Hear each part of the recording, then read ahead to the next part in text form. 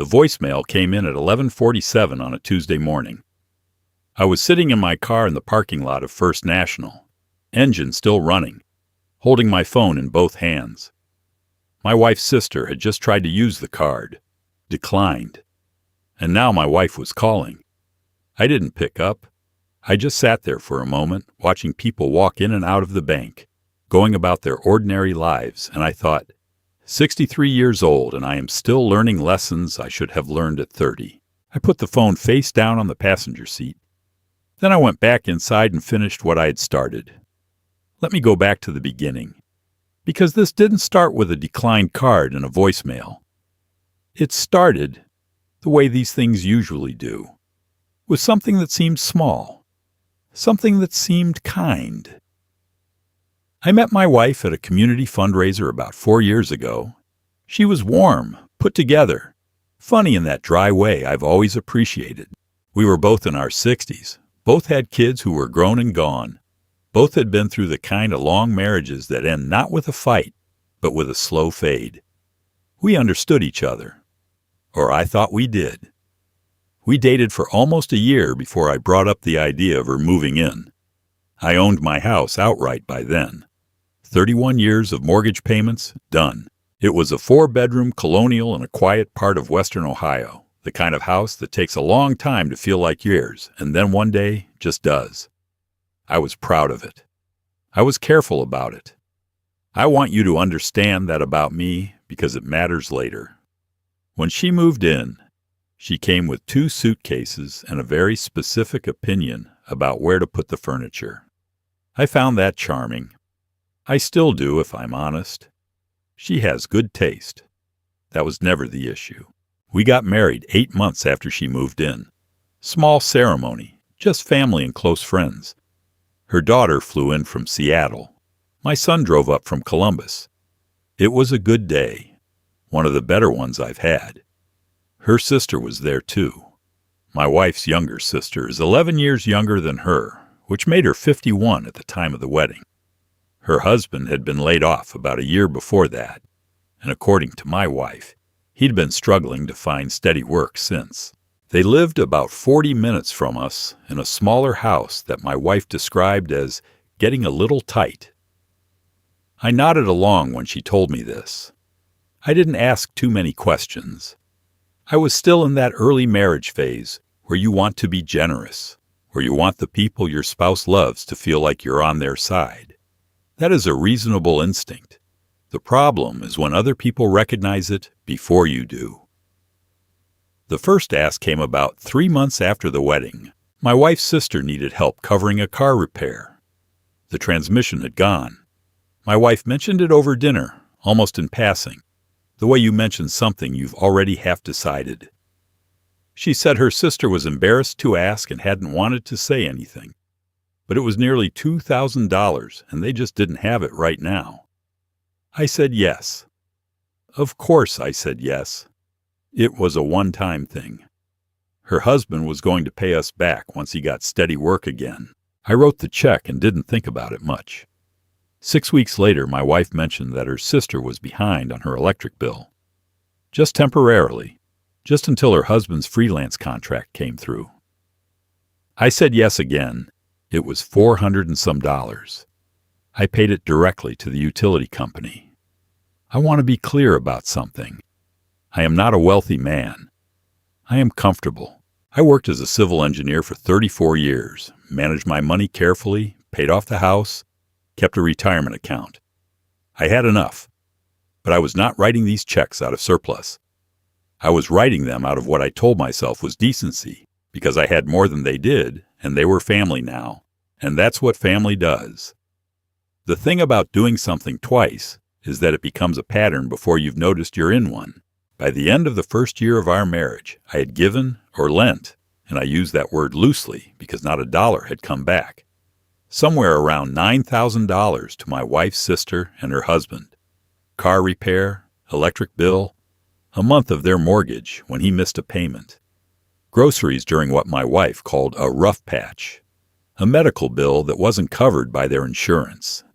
Each time my wife brought it up the same way, gently, at dinner or in the kitchen after dinner. when I was relaxed and the evening was quiet. Each time she told me her sister was embarrassed and hadn't wanted to ask. Each time, there was a reason it was temporary and a reason they'd pay it back. I started checking our joint account more carefully around month 14. Not obsessively, but I'd started noticing small charges I didn't recognize. A grocery delivery to an address that wasn't ours. A restaurant I'd never been to in a town 40 minutes away. I mentioned it to my wife, and she said her sister had borrowed the card for just a second, because hers had been declined at the register, and she hadn't wanted to hold up the line. She'd paid her back in cash. Did I want to see the cash? I said no. I said it was fine. But I started keeping a notebook after that. A small one, the kind with a black cover. I wrote down dates and amounts. I am an engineer by training. I deal in documentation. I wrote everything down. By the time I was looking at that notebook 18 months into our marriage, the number on the page was just under $23,000. I closed the notebook and put it in my desk drawer and sat there for a long time. $23,000 is not nothing. At my age, you don't replace $23,000 the way you might have at 40. That's a year of living expenses. That's the roof I'd been putting off. That's a trip to Portugal my wife and I had talked about when we were dating and kept saying we'd take someday. The thing that bothered me most, though, wasn't the amount. It was the structure. Because every single transaction had followed the same pattern. My wife knew about it before I did, brought it to me after the decision had basically already been made, and framed my saying yes as the obvious and decent thing to do. I was never consulted. I was informed, and then I was invited to agree. That's not a partnership. I didn't have a word for it at the time, but I know now that what I was experiencing had a name. I didn't bring the notebook out right away. I sat with it for about 3 weeks. I talked to my son on the phone. Not about specifics, just in the general way fathers and sons talk, where you're saying something without quite saying it. He asked me how things were going, and I said, fine, adjusting. He said, adjusting to what? And I said, oh, just marriage. He said he was glad I was happy, and I said I was. I believed it when I said it. That's the complicated part. I was still happy with my wife. I genuinely liked her company. The problem wasn't our marriage. The problem was the third and fourth and fifth party that had attached themselves to our marriage, like they had a stake in it. I went to see a financial advisor I'd used for years, a man I trusted. I laid out the situation without naming anyone and asked him what he'd do. He said the first thing he'd do is separate the finances that were currently shared. He said it not as a judgment, but as a practical matter. He said, at your age and with your retirement picture, you cannot afford to be a soft landing for someone else's hard choices. He said it kindly. He'd known me a long time. I also called a friend who practices family law, just to understand my position. Just to know where I stood. He walked me through a few things, and by the time I hung up, I felt like a man who had been standing in a fog and had finally located the edge of the road. That night at dinner, I told my wife I wanted to talk about our finances. She said, of course. She seemed relaxed. She poured us both a glass of iced tea and sat down across from me at the kitchen table, and I put the notebook on the table between us. She looked at it. I opened it to the first page, and I slid it across to her, and I told her to take her time. She went through about 4 pages, and then she stopped. She didn't say anything. She closed the notebook slowly, the way you close a book when you're not sure what you just read. And she looked at me and said, I don't understand what you're trying to say. I told her I wasn't trying to say anything. I was saying it. We had given her sister more than $23,000 in 18 months. And I had not once been asked. I had only been told. And I had said yes every time, because I believed we were helping someone through a rough patch. But a rough patch does not last 18 months. and at this point, I needed to understand what was happening. She said her sister was having a hard time. She said I knew that going in. She said, "This is what it means to be part of a family." I said I agreed, and I asked her what her sister was doing to get herself to a more stable place, because in 18 months I had not heard a single concrete plan, just one emergency after another. She got quiet then. Not the quiet of someone thinking, the quiet of someone deciding how to respond. She said her husband was looking. She said it was hard out there. She said I was being cold. I said I didn't think tracking $23,000 of our retirement money was cold. I said I thought it was responsible. And I told her that going forward, nothing was going to leave our joint account for her sister without my prior knowledge and my explicit agreement. Not a grocery delivery, not an electric bill, nothing. She said she didn't need my permission to help her own sister. I said I wasn't asking about permission. I was describing what was going to happen. She left the table. She went upstairs, and I heard the bedroom door close. I sat at the kitchen table for a while, and then I washed both glasses and put them away. And I went to the living room and sat in my chair and read for an hour before bed. She didn't bring it up the next day, or the day after. That week was polite in the way that weeks are polite when something is sitting under the surface, but neither person is ready to address it yet. Then I checked the joint account on a Thursday afternoon and found a charge for $380 at a furniture store in the town where my wife's sister lived. My wife was in the backyard when I came to the doorway. She was deadheading the roses, which is something she does when she's trying to feel productive. I asked her about the charge. She said her sister had needed a new mattress, and hers was 30 years old, and she hadn't asked me, because she knew what I'd say. I looked at her for a moment, and then I said, "You're right. You did know what I'd say." I went back inside. That was when I stopped hoping the conversation we'd had at the kitchen table was going to change anything. I gave it 2 more weeks because I am not a man who acts rashly. I kept watching the account. No new charges. I thought maybe she'd heard me. I thought maybe the mattress had been a last thing, a test of some kind. And now she understood. Then I found the credit card. I should explain. We had 2 joint cards. I thought I knew about both of them. What I did not know was that my wife had called the credit card company and had a supplemental card issued to her sister's name, tied to our account about 6 months prior. I found out because I was reviewing our online statement more carefully than usual, and I saw a second card number listed under the account, a name I didn't recognize at first. Then I did. I went to get the notebook. I sat down and went through the last 6 months of credit card charges. I started putting a small check mark next to the ones that made sense.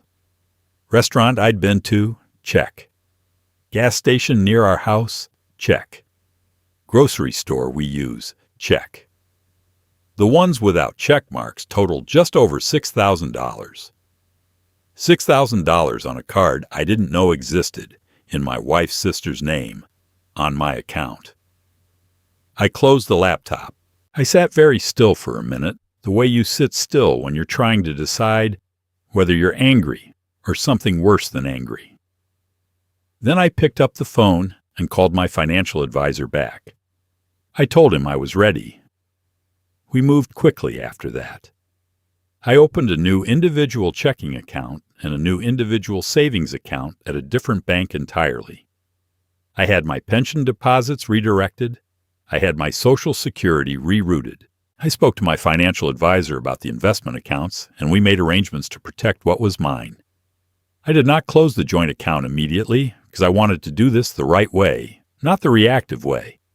But I froze the credit line on the joint card pending a fraud review, which I was entirely within my rights to do, since the supplemental card had been issued without my knowledge or authorization. My financial advisor suggested I keep records of everything. I told him I had been keeping records for over a year. He said, "You were ready for this before you knew you were ready for this." I said, "I think that's probably true." I did all of this quietly, over about 10 days. My wife and I continued to have dinner together. We talked about ordinary things. She mentioned her sister was coming over on Saturday to help with something in the garden. I said that was fine. I was polite. I was not cold, not the way she'd accused me of being at the kitchen table. I was just finished. The call came on a Tuesday morning. I had just left the bank. I had just finished the last of the account transfers and the card cancellation. My phone rang, and it was my wife, and I knew before I answered what it was about, so I let it go to voicemail. She called twice more on the drive home. I let both of them go. When I pulled into the driveway, her car was there, and parked behind it was her sister's car. I sat in the driveway for a moment. Then I got out and went inside. They were both at the kitchen table. My wife was standing, actually, near the counter, and her sister was seated. Her sister had her phone face up on the table, like evidence she was planning to present. My wife looked at me the moment I walked in and said, "The card is blocked. Her sister's card is blocked.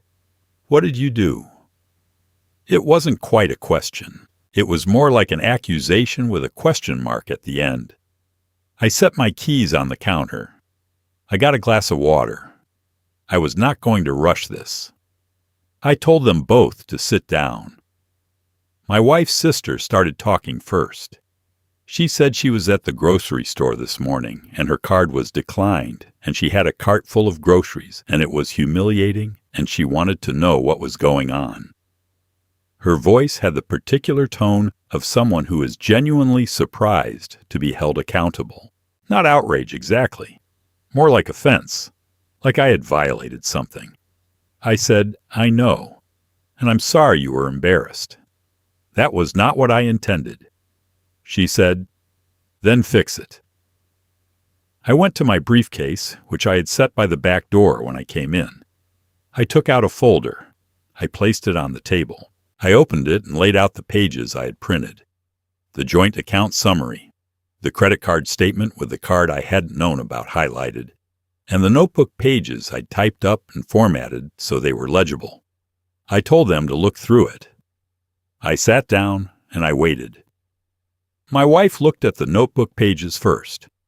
Her sister reached for the credit card statement. There was a long silence. After a while, my wife said very quietly, "This was for emergencies." I said, "I know you believe that. But 18 months of emergencies is not a series of emergencies. That's a way of living." She said, "She's my sister." I said, "I know." Her sister looked up from the statement and said, "You had no right to cancel that card without telling her." I said, "Actually, that's my account, and that card was issued in your name without my knowledge or consent. I had every right." She said, "We're family."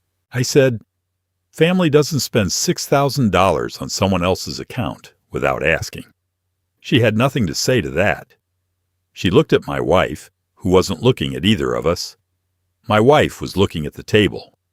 I told them both calmly and directly that the supplemental card was canceled permanently, that our joint account was going to have spending limits I would be reviewing monthly, that any future request for financial assistance would come to me directly, in a conversation, in advance, with a clear plan for repayment. That was not a negotiation. That was how things were going to be. My wife's sister said she couldn't believe I was doing this to her sister. I said, with respect, "I've been trying to help you for almost 2 years. I'd like to think I've been generous. But generosity has to be a choice. When it stops being a choice, it becomes something else." She gathered her phone and her purse. She looked at my wife with an expression that was asking for something, solidarity maybe, or for my wife to tell me I was wrong. My wife didn't say anything. Her sister left. The door didn't slam, but it closed firmly enough that we both heard it. My wife and I sat at the kitchen table. Not the way we'd sat there that first night with the notebook, facing off. just sitting, side by side almost, both looking at the papers spread out between us. The kitchen was quiet, except for the refrigerator. She said, "You should have talked to me first." I said, "I tried. 10 days ago at this table, and 6 months ago, you opened a credit card in your sister's name on our account, without talking to me first." She didn't answer that. I told her I wasn't trying to punish her. I told her I wasn't trying to end our marriage or take something away from her. I told her that what I was trying to do, finally, was make sure that we were partners, that we made decisions together, that our retirement, my retirement, the one I spent 34 years building, was not something she could disperse on someone else's behalf without my knowing. She said she was sorry. Not immediately. It came out slowly, the way an apology comes when someone isn't entirely sure they mean it yet, but knows they should. I said I appreciated that. We didn't talk much more that evening. She made dinner, and we ate together, and it was quiet in a way that wasn't hostile, just depleted, like a storm had moved through and left everything wet. That night, after she went upstairs, I sat in my chair for a long time. I thought about the first year we were married and how easy it had all seemed. I thought about the fundraiser where we met, and the trip to Portugal that we'd never taken, and the notebook with the black cover that was still in my desk drawer. I thought about what my financial advisor had said. "You were ready for this before you knew you were ready for this." I think what he meant, and what I have come to understand, is that being ready doesn't mean you're not sad about it. Being ready just means you did the work before the crisis arrived. It means you weren't caught flat-footed. It means that when they were both sitting at my kitchen table, expecting me to fold, I didn't fold. Not because I was angry, but because I had spent 63 years learning, slowly and not always gracefully, where I end, and someone else's problem begins. Her sister has not been back to our house. My wife calls her regularly, which is her right, and I don't interfere with it. The financial requests stopped. Whether that's because my wife relayed what I said, or because her sister understood something had shifted, I don't know. Maybe both. My wife and I are still married. It is different than it was, but not worse. There is an honesty in it now that there wasn't before. We had to break something to see what was underneath, and what was underneath turned out to be sturdy enough to hold. I had the joint account restructured with both our names and monthly limits we agreed on together, over dinner, with everything laid out on the table. She asked questions. I answered them. We signed the paperwork the same day. A few weeks after all of this, I booked 2 tickets to Lisbon, non-refundable, because at 63, you stop hedging and you start doing. I told my wife that evening at dinner. I slid the confirmation across the table the same way I'd slid the notebook. She looked at it for a moment.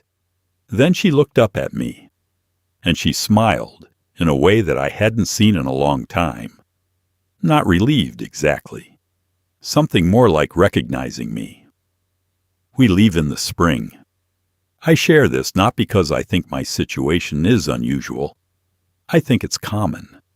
I think there are a lot of people my age who find themselves in a second chapter, trying to be generous, trying to be the person their partner needs them to be, and who lose track somewhere in the giving of what belongs to them and what doesn't. I don't say this as a criticism of generosity. Generosity is a good thing.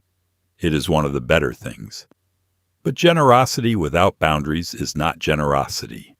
It's just loss with a kind face on it. Monitor your accounts. Know your numbers. Have the hard conversation before it costs you $23,000 and 18 months of silence. And if someone you love tells you that asking for accountability means you don't trust them, that's not an argument about trust. That's a reason to look more carefully. I know that now. And I am 63 years old, and there is still time to do things right.